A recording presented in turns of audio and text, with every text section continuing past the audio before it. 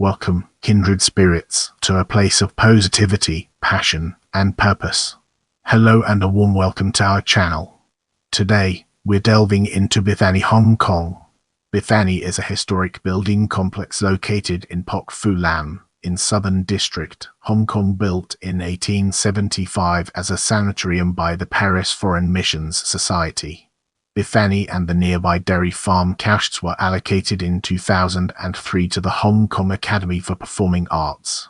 After a series of renovations, the complex reopened in 2006 and is now used by the Academy's School of Film and Television. In addition to educational facilities, it includes 2 performance venues, an exhibition hall, a chapel and a museum. It was declared a monument in 2013. In the next phase, we'll be immersing ourselves in the realm of location and exploring its real-world applications. Béthanie is located at No. 139 Pok Fu Lam Road on Hong Kong Island. Situated between the pine trees, with the sea view of the coast, Béthanie's geographical site provided an ideal restorative place for the French priests to recover from tropical diseases at that time. Today, the Chinese Cuisine Training Institute (CCTI) is located adjacent to Béthanie. Drivers can reach Béthanie by following signs leading to the CCTI. In the upcoming section, we'll be dissecting before World War II and exploring its implications in greater detail. Before World War II, Béthanie was the first sanatorium to be built in Hong Kong. Originally bought from a certain J.J. dos Remedios in June 1873, in 1875, the missions Étranges de Paris, led by Pierre-Marie Ossoff, finished building Béthanie to serve as a place for priests and missionaries from all over Asia to recover from tropical diseases before returning to their missions. At the same time, the missionaries and priests organized a small-scale printing press in Béthanie to work. The printing press turned out to be a successful operation, publishing religious items of 28 languages.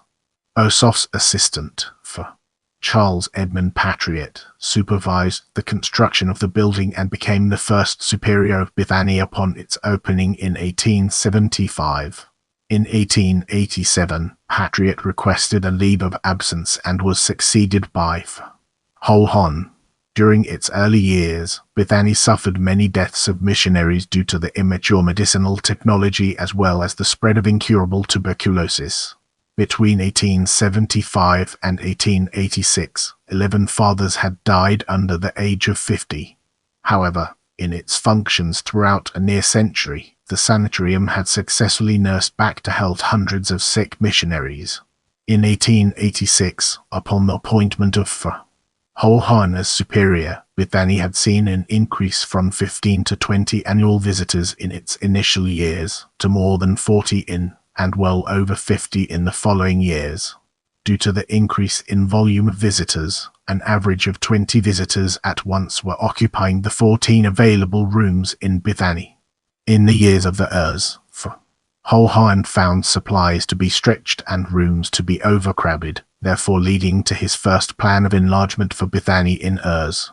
During this time as well, an internal debate regarding the future of Béthanie was impeding the construction plans. The problem arose of whether or not nuns from the French convent of St. Paul de Chartres in Hong Kong could be invited to help with patient care in the sanatorium. Of the next 5 years, the topic was discussed persistently but was eventually decided against. Ho Hon felt that priorities of Béthanie's future lay within the expansion of the building, and in 1896 construction began and was completed within the following year.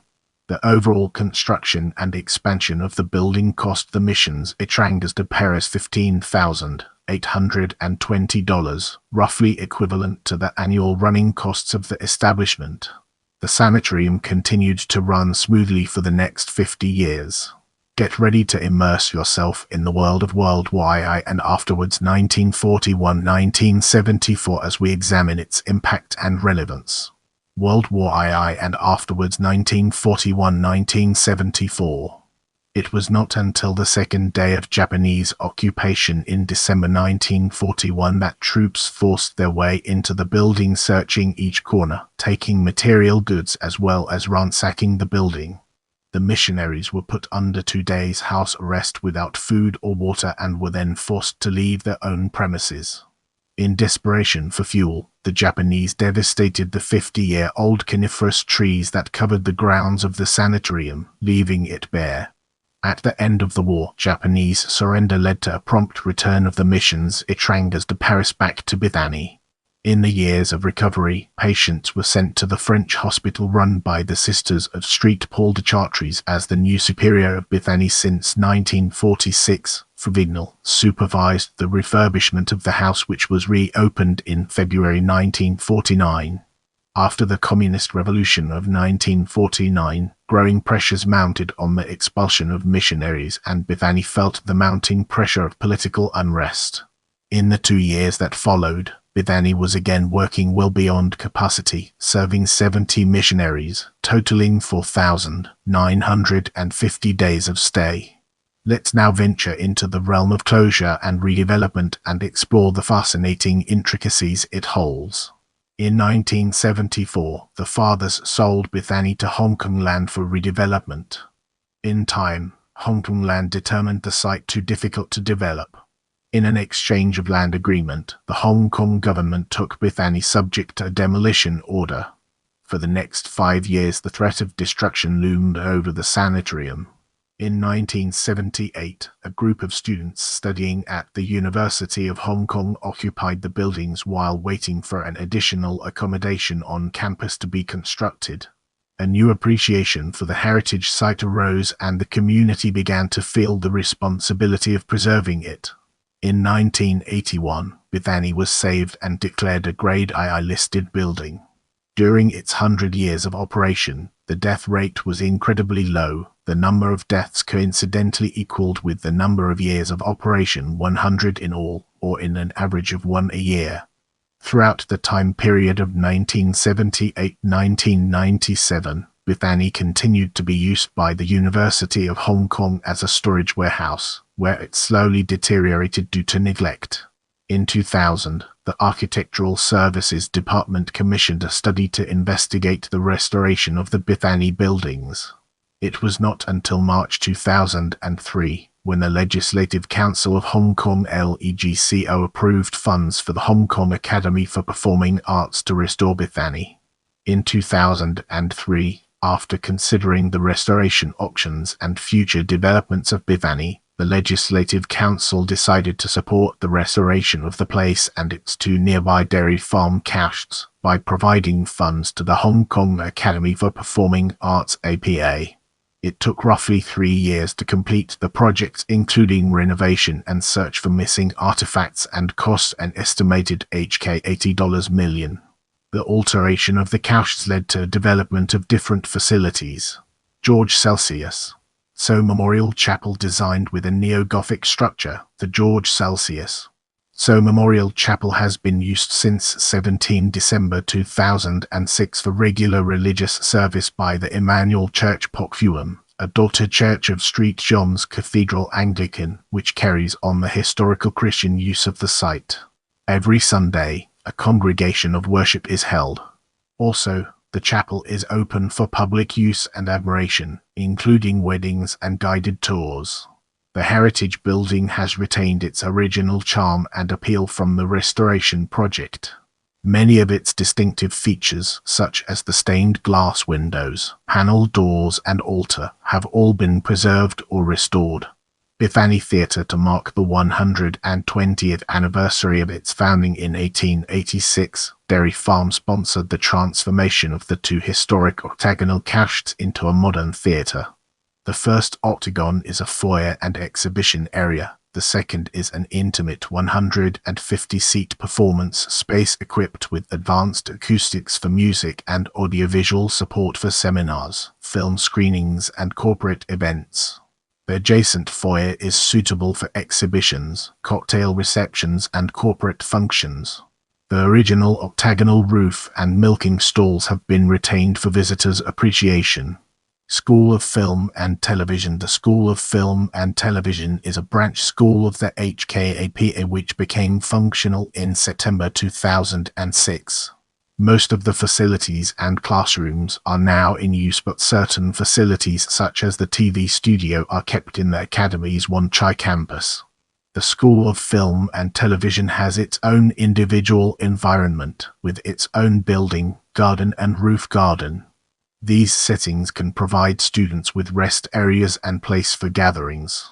Museum of Béthanie. The basement of Béthanie, once used as a wine cellar and dry goods storage, has now been converted into a museum displaying historical items of Béthanie and the French missionaries' activities in Asia throughout the past 300 years.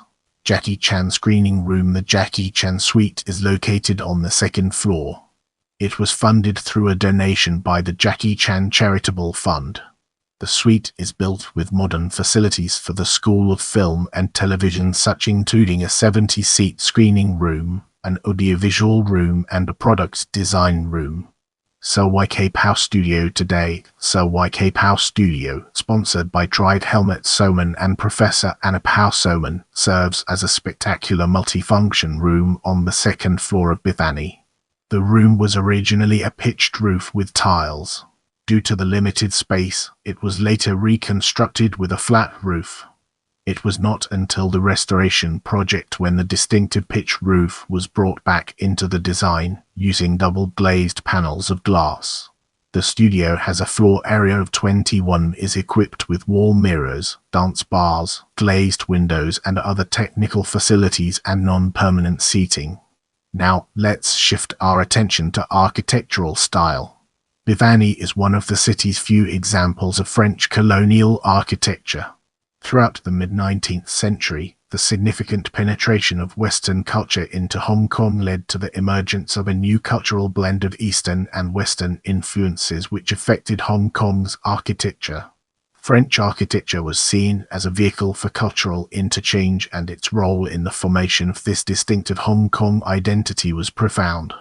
French architectural style spread as Hong Kong developed during three key phases: arrival, the second half of the 19th century, expansion, the early 20th century to the Japanese occupation, and renewal, the post-war period to present. Based on neo-Gothic design, Béthanie is a composition of symmetrical cylinders. Apart from that, ogive, tracery, stained glass and Gothic arched windows can be found in the building. With a high ceiling and pitched roof, the George Celsius. So Memorial Chapel is a typical illustration of neo-Gothic architectures in Béthanie, though in a much simpler style and smaller scale. Among its 19 stained glass windows, 9 were originals. The remaining ones, either in disrepair or missing, were reproduced handmade in the Philippines. Also, only 4 out of the 12 statues of the apostles, originally standing on corbels above the altar, have been found. Although the genuine ones were unavailable for exhibition, the Academy has replicated the statues with a silicone molding technique.